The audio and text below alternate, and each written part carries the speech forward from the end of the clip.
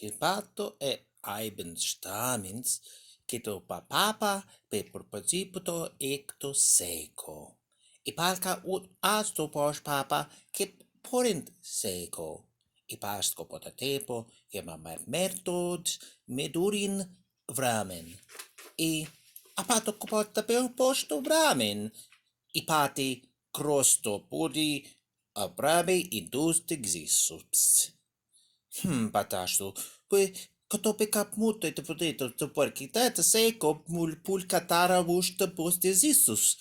I pato core fnori pato cucuta for pero an provida le mocha putni potutnoi de bari. I pusha parca tato pero bara. Pat curta puta durum. I pace puni cotetore. Tu paleto ut mochits che tu puta fete. To corta but durum.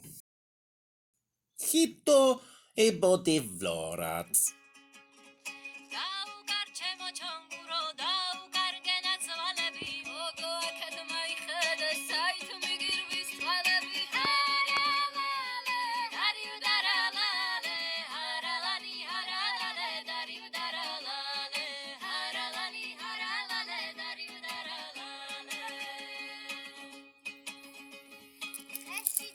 Well, hello friends, and welcome back to this rainy afternoon.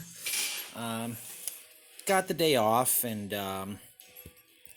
so I'm here. I thought I'd share this watch with you guys. I'm kind of kicking back, enjoying a cigar. Looks like Echo and the Bunnymen are on the radio. Life is pretty good, despite the gray and wet. So I've got something special to show you guys, though. This right here is my 1975 Seiko Lord Matic 5606 6060, and it is probably the most special watch in my collection. Why is that? Because this watch at one point was my dad's very special watch, and this is the watch that got me into watch collecting in the first place, and has just fantastic sweet memories associated with it. Not only that, it also has a very interesting story, at least I think, for me in any case. To give you the background on this watch, so me and my family grew up in the USSR, the Union of Soviet Socialist Republics, specifically in Ukraine.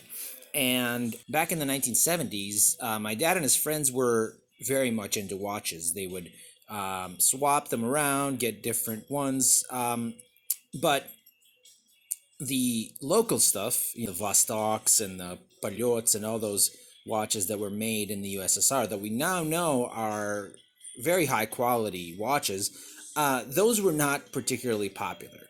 Why?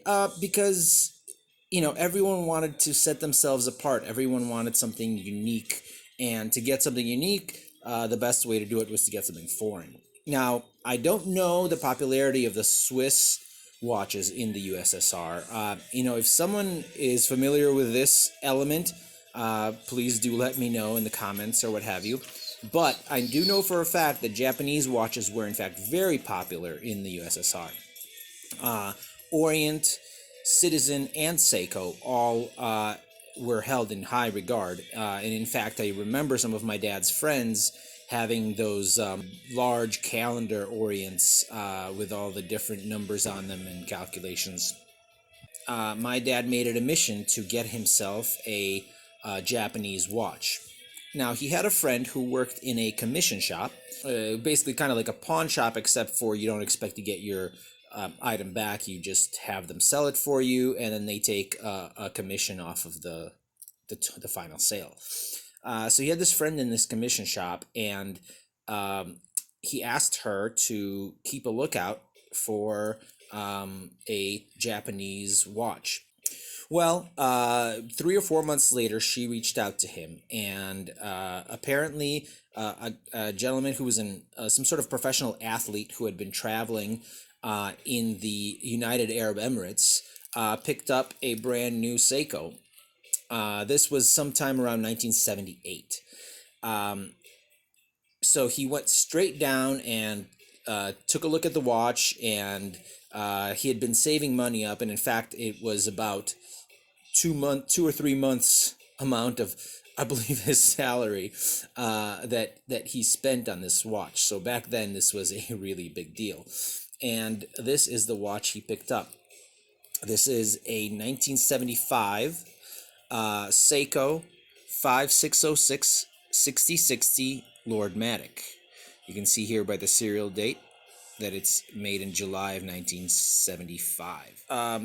My memories of this watch are pretty vivid because I recall every morning as my dad got up, I remember him walking around and shaking this watch side to side, and me trying to figure out what the heck he was doing until he ultimately explained to me that it was an auto-wind watch, or an automatic watch, and this is basically how he wound it. He never wound it by the crown. He always just used the rotor to wind the watch.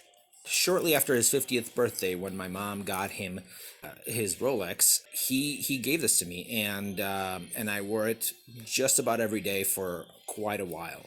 So that's the history. But let's talk a little bit about this watch. Lord Matic was the second tier line that Seiko made back in the 70s. The first tier would have been King Seiko and Grand Seiko, which were made by the two different Seiko factories, Daini and Suwa. And then the second tier was Lord Matic, so it was still a more luxurious level watch than standard Seiko, and then of course Seiko 5 below that, but it wasn't the top of the line. The movement in this is the Seiko 5606, which is part of the Seiko 5600 line. Now these were their high-end movement line that were featured in the Grand and King Seiko models, and as well as the Lord Matic models. The big difference being that the 5600 movements that were in Grand and King Seiko, I think 5601, several of the designations were high beat movements that beat at 28,800 beats per minute. Whereas the Lord Matic ones, like this 5606, beat at 21,600, like your most common Seiko movements these days. Now, the most interesting bit about the 5600 series movements, I don't know if they're the only ones that Seiko made, but definitely these ones, is that they do not use the Seiko ubiquitous magic lever. The automatic winding system in this is the classic reverser wheel setup that you see in most Swiss automatic movements. I believe these also use an offset cannon pinion, which is also kind of a unique thing that you don't see a lot. You see it, I believe, in Zodiac watches as well. Ultimately, the design of this watch is really the biggest thing here to talk about. It's such a classic 70s design, very much the epitome of that 70s sports watch that you see coming from Switzerland, with the Patek Nautilus and your the Royal Oaks and all those kind of things. You have the integrated bracelet, lots of facets of stainless steel, and I absolutely love this blue dial and how it works with the design overall. It is not a big watch. It's about 35.5 millimeters wide, not including the crown, and just about 37 millimeters from top to bottom, not including this little, I guess, negative lug bit. There's no lugs, obviously. Now, I hadn't shown it off before because I had actually been waiting to get the appropriate bracelet for it. I finally was able to find this new old stock bracelet that came with this watch. Well, that would have come with this watch, which I am very, very happy to finally be able to have this thing in its in all its glory. The only thing that's really not original to this is the crystal, which I'm not going to go into about how I shattered. Anyway, the unfortunate thing is that this crystal is a bit smaller. The original one was actually nicely kind of it had a nice beveled top, and it was a good millimeter to a millimeter and a half taller than this. And I may replace it at one point. However, this is a glued in crystal, and I really don't like messing with that if I don't have to. So yeah, so there it is. Just a quick little overview of this lovely Lord Matic. Here, I'll give you guys another wrist shot, a little parting wrist shot, and I hope you enjoyed this. Cheers.